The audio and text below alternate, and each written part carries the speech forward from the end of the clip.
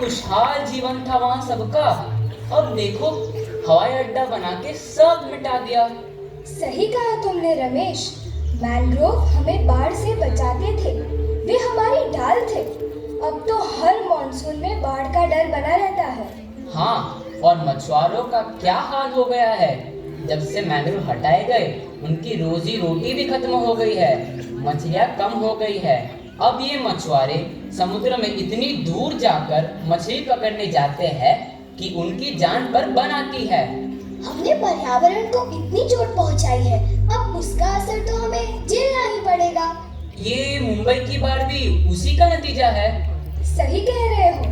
अब जो भी हो, हमें समझना चाहिए कि विकास की कीमत सिर्फ पैसा नहीं, पर्यावरण और समाज भी चुकाते हैं, और उस कीमत की भरपाई मुश्किल है। यह जमीन हमें जीवन देती है। यहाँ की हवा, पानी, सब कुछ हमारे जीने का आधार है।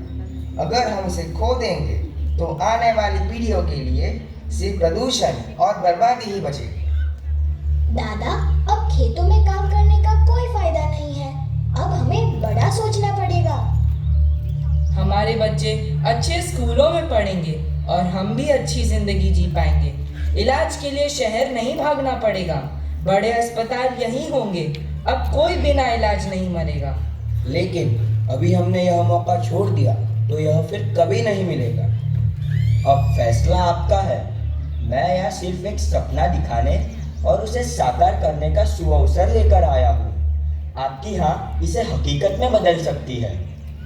सपने सिर्फ उन लोगों के लिए अच्छे होते हैं जो उन्हें पूरा करने की हर कीमत चुकाने के लिए तैयार होते हैं। तुम्हें समझना होगा, जब से हमने प्रकृति के साथ खिलवाड़ शुरू किया है, मौसम भी हमारे साथ नहीं रहता।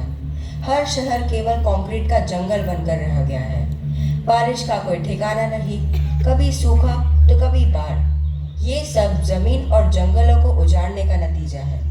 आजकल के समाचारों में देखो, हर जगह बाढ़ ही बाढ़ है।